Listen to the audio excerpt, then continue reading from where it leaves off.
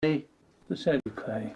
The particular piece of board I'm using at the moment, the alligator board, only needs to be painted or glued on one side. It won't warp.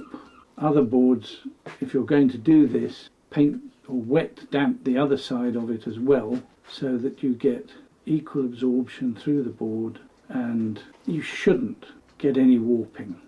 Now you can just put this on. Obviously the thicker the coat, once again, the longer it's going to take to dry. I just put it on roughly,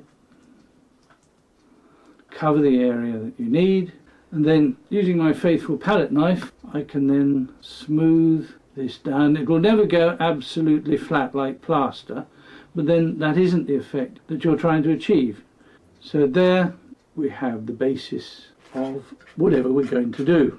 Now that has got to be allowed to dry, and we can then move on to the next layer of groundwork.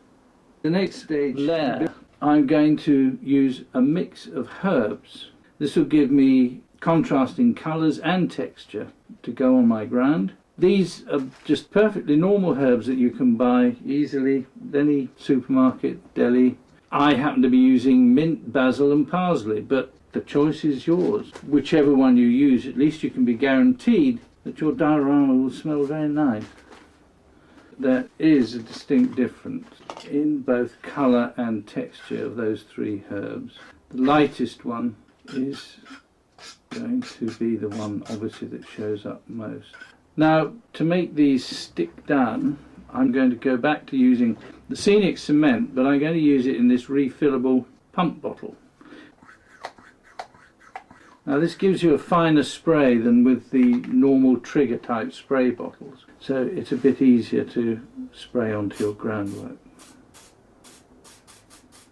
Bear in mind what we're trying to achieve here is the floor of a forest, so unevenness and breaks in the cover are what you really want to aim for, because if you go out and you keep your eyes open when you're walking through a wood or a copse forest, whatever, you'll see that it isn't all beautifully uniform in either colour or texture.